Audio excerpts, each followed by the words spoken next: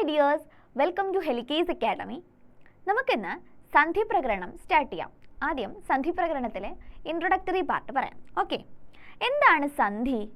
സന്ധി എന്ന് വെച്ചാൽ joining or combining of two letters. രണ്ട് ലെറ്റേഴ്സിനെ നമ്മൾ ജോയിൻ ചെയ്യുക, അതിനെ കമ്പൈൻ ചെയ്യുന്നതിനാണ് നമ്മൾ എന്ത് പറയുന്നത്? സന്ധി എന്ന് പറയുന്നത്. ഓക്കെ, ഈ രണ്ട് ലെറ്ററിൽ ഒരു ലെറ്റർ ആദ്യത്തെ വേർഡിൻ്റെ ലാസ്റ്റും അടുത്ത ലെറ്റർ അടുത്ത വേർഡിൻ്റെ തുടക്കത്തിലും ആയിരിക്കും. അതായത് ഒരു വേർഡിൻ്റെ ലാസ്റ്റ് ഇരിക്കുന്ന ഒരു ലെറ്ററും അടുത്ത വേർഡിൻ്റെ ഫസ്റ്റ് ഇരിക്കുന്ന ഒരു ലെറ്ററും കൂടെ ചേർത്തിട്ട് ആ രണ്ട് ലെറ്ററിനെയും കൂടെ കമ്പൈൻ ചെയ്യുമ്പോഴാണ് അതിന് എന്ത് പറയുന്നത്? സന്ധി എന്ന് പറയുന്നത്. നമ്മൾ മലയാളത്തിലും സന്ധി എന്ന് പറയാറുണ്ടല്ലേ, പദച്ഛേദം, സന്ധിച്ഛേദം എന്നൊക്കെ കേട്ടിട്ടില്ലേ? ഓക്കെ, ഇങ്ങനെ നമുക്ക് വെറുതെ ഏതെങ്കിലും രണ്ട് ലെറ്റേഴ്സിനെ കമ്പൈൻ ചെയ്യാനായിട്ട് പറ്റൂല. അതിന് വേണ്ടിയിട്ട് സർട്ടൺ റൂൾസ് ഉണ്ട്. ഓക്കെ, ആ റൂൾസ് ആണ് നമ്മുടെ പാണിനി അഷ്ടാധ്യായി എന്ന ഗ്രന്ഥത്തിൽ പറഞ്ഞിട്ടുള്ളത്. ആ റൂൾസ് അനുസരിച്ചാണ് നമ്മൾ ഈ സന്ധി ചെയ്യേണ്ടത്. അതായത് രണ്ട് ലെറ്റേഴ്സിനെ തമ്മിൽ ചേർക്കുന്നതിന് കുറച്ച് റൂൾസ് ഉണ്ട്. ഒരു എക്സാമ്പിൾ നോക്കിയേ. യോഗഹ പ്ലസ് ച ഇസ് ഈക്വൽ ടു യോഗശ്ച. കണ്ടില്ലേ? യോഗ അധികം ച ഇസ് ഈക്വൽ ടു യോഗശ്ച. ഇവിടെ യോഗ എന്നുള്ളതിൻ്റെ ലാസ്റ്റ് ഒരു വിസർഗം ഉണ്ട്. ഈ വിസർഗം സന്ധി ചേർന്നപ്പോൾ എന്തായിട്ട് മാറി? ഷായായിട്ട് മാറി. ഇതിന് പ്രത്യേക ഒരു റൂൾ ഉണ്ട്. അത് പറയാൻ വേണ്ടിയിട്ട് പ്രത്യേകം സൂത്രങ്ങളുണ്ട്. റൂൾ ഉദ്ദേശിക്കുന്ന സൂത്രങ്ങളാണ്. ഓക്കെ, അപ്പോൾ ഇതിന് വേണ്ടിയിട്ട് പ്രത്യേകം നിയമങ്ങളുണ്ട്. ഇങ്ങനെ എല്ലാ സന്ധിക്കും എന്തുണ്ട്? നിയമങ്ങളുണ്ട്. ആ നിയമങ്ങളാണ് നമ്മൾ പഠിക്കാൻ പോകുന്നത്. ഇങ്ങനെ എത്ര ടൈപ്പ് സന്ധിയാണ് നമുക്ക് പഠിക്കാനുള്ളത്? 4 ടൈപ്പ് സന്ധിയാണ് പഠിക്കാനുള്ളത്. അതിൽ ആദ്യത്തേതാണ് അച്ച് സന്ധി. എന്താണ് അച്ച് സന്ധി?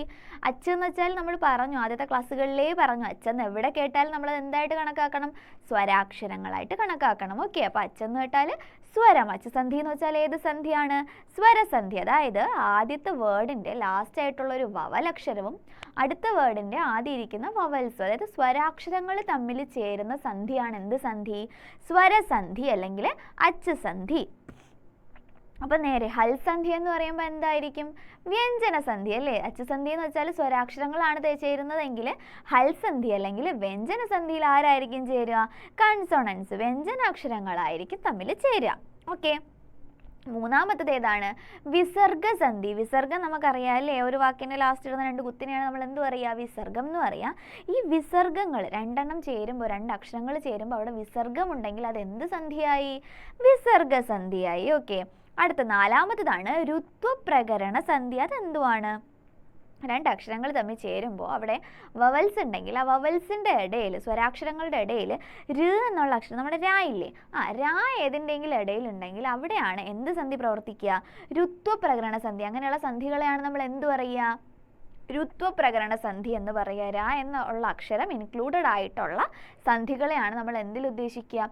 ഋത്വപ്രകരണ സന്ധിയിൽ ഉദ്ദേശിക്കുക. ഓക്കെ, അപ്പോൾ എന്താണ് സന്ധി എന്ന് പറഞ്ഞു? എന്താണ് സന്ധി? രണ്ടക്ഷരങ്ങൾ തമ്മിൽ കമ്പൈൻ ചെയ്യുക, ജോയിൻ ചെയ്യുന്നതിനെയാണ് നമ്മൾ സന്ധി എന്ന് പറയുക. ഇങ്ങനെ സന്ധി ചേർക്കാൻ നമുക്ക് വെറുതെ എല്ലാ അക്ഷരങ്ങളെയും നമ്മൾ കൂട്ടിച്ചേർക്കാൻ പറ്റില്ല. അതിന് സർട്ടൺ റൂൾസ് ഉണ്ട്. ഈ റൂൾസ് ആണ് പാണിനി മഹർഷി അഷ്ടാധ്യായി എന്ന ഗ്രന്ഥത്തിൽ എഴുതിയിട്ടുള്ളത്. അതിലൊരു എക്സാമ്പിൾ നമ്മൾ പറഞ്ഞു, യോഗഹ പ്ലസ് ച യോഗശ്ച. ഇനി നമ്മൾ അങ്ങോട്ട് എക്സാമ്പിൾസ് ആയിരിക്കും പഠിക്കുക. ഓക്കെ, നമുക്ക് പഠിക്കാനായിട്ട് എത്ര ടൈപ്പ് സന്ധിയാണുള്ളത്? 4 ടൈപ്പ് സന്ധിയാണുള്ളത്. അച്ചുസന്ധി അല്ലെങ്കിൽ സ്വരസന്ധി, സ്വരാക്ഷരങ്ങൾ തമ്മിൽ ചേരുന്നത്. രണ്ടാമത്തത് ഹൽസന്ധി അല്ലെങ്കിൽ വ്യഞ്ജനസന്ധി, വ്യഞ്ജനാക്ഷരങ്ങൾ തമ്മിൽ ചേരുന്നത്. മൂന്നാമത്തത് വിസർഗസന്ധി, വിസർഗം ഉൾപ്പെടുന്നത്. നാലാമത്തത് ഋത്വപ്രകരണ സന്ധി, രാ എന്ന അക്ഷരം ഉൾപ്പെടുന്നത്. ഓക്കെ, ഇങ്ങനെ സിമ്പിളായിട്ട് ഓർത്ത് വെച്ചിരുന്നാൽ മതി. ഇതിൽ ഇനി ഓരോന്നിലും അച്ചുസന്ധിയിൽ സബ് ഡിവിഷൻസ് ഉണ്ട്, ഹൽസന്ധിയിൽ സബ് ഡിവിഷൻസ് ഉണ്ട്, വിസർഗസന്ധിയിലുണ്ട്, അതുപോലെ ഋത്വപ്രകരണ സന്ധിയിലുണ്ട്. ഇതിൽ ഓരോന്നിലും ഓരോ സബ് സന്ധികളുണ്ട്. ആ സന്ധിക്കകത്ത് ഒരുപാട് സൂത്രങ്ങൾ പഠിക്കാനുണ്ട്. ഓക്കെ, ഇനി അങ്ങോട്ട് നമ്മൾ വളരെ കോംപ്രഹെൻസീവ് ആയിട്ട് ഒരുപാട് പഠിക്കാനുണ്ട്. ഇത് ജസ്റ്റ് ഇൻട്രൊഡക്ഷൻ മാത്രമാണ് പറഞ്ഞത്. ഇനി അടുത്ത ക്ലാസ്സിൽ നമുക്ക് എന്ത് ചെയ്യാം? അച്ചുസന്ധി സ്റ്റാർട്ട് ചെയ്യാം. അച്ചുസന്ധിയിൽ തന്നെ ഒരുപാട് സന്ധികളുണ്ട്. അതിൽ ഓരോന്നിലും സൂത്രങ്ങളായിട്ടാണ്, ഓരോരോ സൂത്രങ്ങളായിരിക്കും പഠിക്കേണ്ടത്. ഓക്കെ, എക്സാമിന് നമുക്ക് ഒരു വേർഡ് തന്നിട്ട് അതിനെ സന്ധിച്ഛേദം ചെയ്യുക, അവിടെ എന്ത് മാറ്റം വന്നു എന്ന് ചോദിക്കും, ഏത് സൂത്രമാണെന്ന് ചോദിക്കും, അങ്ങനെയൊക്കെ ആയിരിക്കും ചോദിക്കുക. അല്ലെങ്കിൽ ഒരു സെൻറ്റൻസ് തന്നിട്ട് അതിലൊരു വേർഡ് അണ്ടർലൈൻ ചെയ്തിരിക്കും, അവിടെ എന്ത് മാറ്റമാണ് ഉണ്ടായത്, എന്ത് സന്ധിക്ക് എന്ത് മാറ്റമാണ് ഉണ്ടായെന്നായിരിക്കും ചോദിക്കുക. ഓക്കെ, അപ്പോൾ നമ്മൾ നല്ല തറവായിട്ട് ഇത് ഫുള്ള് മനസ്സിലാക്കി വെച്ചിരുന്നാൽ മാത്രമേ അത് എഴുതാൻ പറ്റുള്ളൂ. എക്സാമിന് വളരെ വളരെ ഇമ്പോർട്ടൻ്റ് ആയിട്ട് ചോദിക്കുന്ന ലോങ് ആൻസർ ടൈപ്പ് ക്വസ്റ്റ്യൻസ് വരുന്ന ഏരിയ ആണ്. ഓക്കെ, അപ്പോൾ നല്ല മനസ്സിരുത്തി പഠിക്കുക.